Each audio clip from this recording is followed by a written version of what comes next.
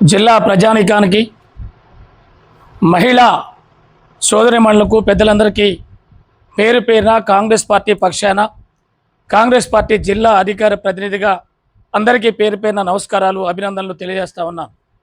ఈరోజు దేశంలో డీలిమిటేషన్ పేరుతో డీలిమిటేషన్ ముసుగులో మహిళా రిజర్వేషన్ బిల్లును ప్రవేశపెట్టి బీజేపీ ఎన్డీఏ మోడీ సర్కార్ మహిళా రిజర్వేషన్ బిల్లుకు తూట్లు పొడిచింది అని చెప్పేసి సందర్భంగా నేను తెలియజేస్తా ఉన్నాను.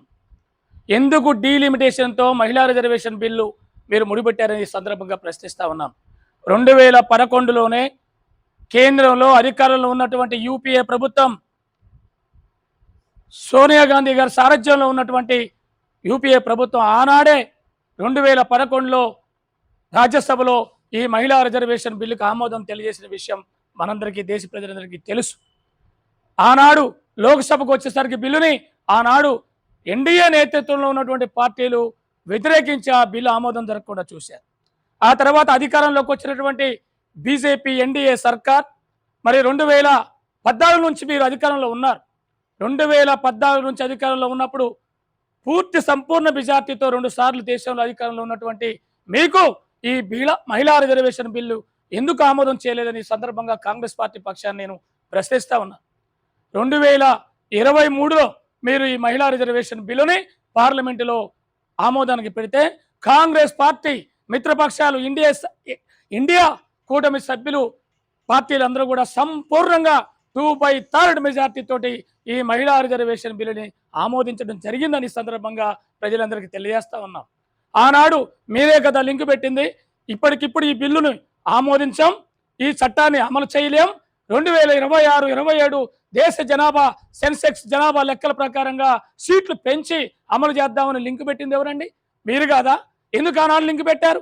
ఆనాడు లింక్ పెట్టకుండా ఆమోదానికి వచ్చినటువంటి మహిళా రిజర్వేషన్ బిల్లు ఆమోదిస్తే ఉన్నటువంటి 540 సీట్లలో 33% రిజర్వేషన్, మొన్న జరిగిన 2024 పార్లమెంట్ ఎన్నికల్లో 33% రిజర్వేషన్ మహిళలకు వచ్చి ఉండేది కదా.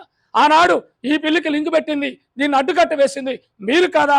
బీజేపీ నాయకత్వంలో ఎన్డీఏ సర్కార్, మోడీ ప్రభుత్వం కాదా అని చెప్పి సందర్భంగా కాంగ్రెస్ పార్టీ తరఫున నేను ప్రశ్నిస్తా ఉన్నాను.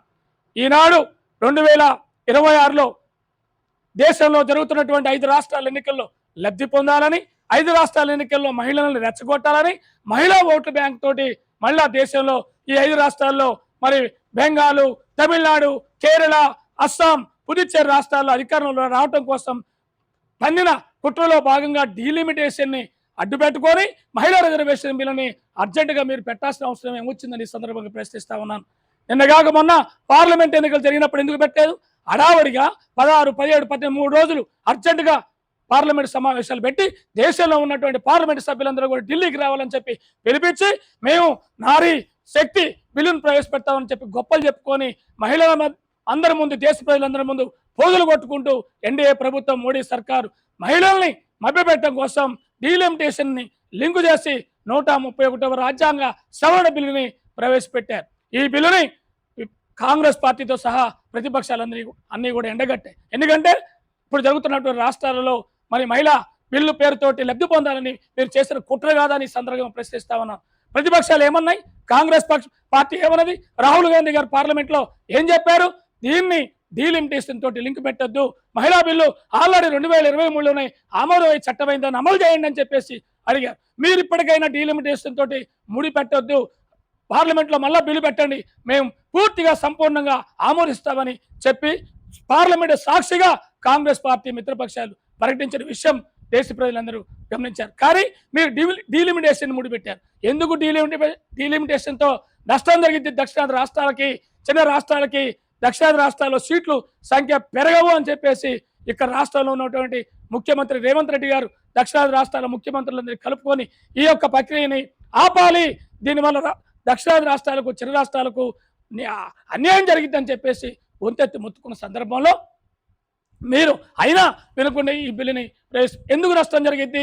సెన్సెక్స్ ప్రకారంగా ఉత్తరాది రాష్ట్రాల్లో ప్రధానంగా రాజస్థాన్, గుజరాత్, ఉత్తరప్రదేశ్, మధ్యప్రదేశ్, మహారాష్ట్రాలలో వారికి బీజేపీ అధికారంలో ఉన్న రాష్ట్రాల్లో సీట్ల సంఖ్య ఎక్కువగా పెంచుకొని దక్షిణాది రాష్ట్రాలలో ఈ సీట్ల సంఖ్య పెరగదు. అంటే రేపు మళ్ళీ దేశంలో వారే అధికారం రావడానికి చేస్తున్నటువంటి కుట్ర జరుగుతూ ఉంది.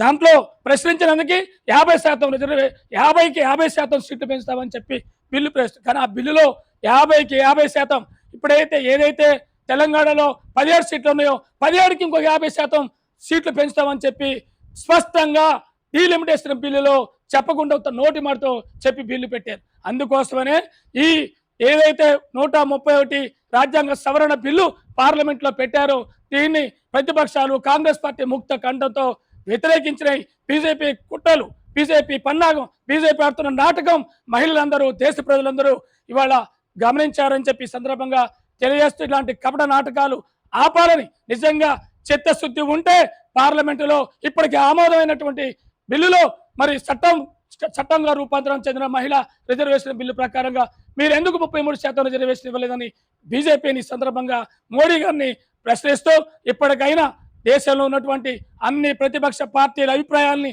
తీసుకొని ఈ మహిళా రిజర్వేషన్ బిల్లుని త్వరితగతిన అమలు చేయాలని, దక్షిణాది రాష్ట్రాలకు అన్యాయం జరగకుండా, చిన్న రాష్ట్రాలకి, ఈశాన్య రాష్ట్రాలకి అన్యాయం జరగకుండా దేశంలో పార్లమెంటు స్థానాల్ని సమానంగా పెంచే విధంగా అమలు చేయాలని, దేశాన్ని చిన్నాభిన్నం చేయకుండా అందరినీ కలుపుకొని దేశాన్ని ఐక్యంగా ముందుకు తీసుకుపోవాలని హితవు పలుకుతూ కాంగ్రెస్ పార్టీ దీనికి అనుకూలము, మహిళా బిల్లుకు అనుకూలము, మహిళా రిజర్వేషన్కు అనుకూలమని సందర్భంగా తెలియజేస్తూ బీజేపీ కమట నాటకాలను దేశ ప్రజలు గమనించాలని, మహిళా సోదరిమణులు దీన్ని అర్థం చేసుకోవాలని సందర్భంగా కాంగ్రెస్ పార్టీ జిల్లా అధికార ప్రతినిధిగా పేరు పేరున అందరికీ విజ్ఞప్తి చేస్తా ఉన్నాను.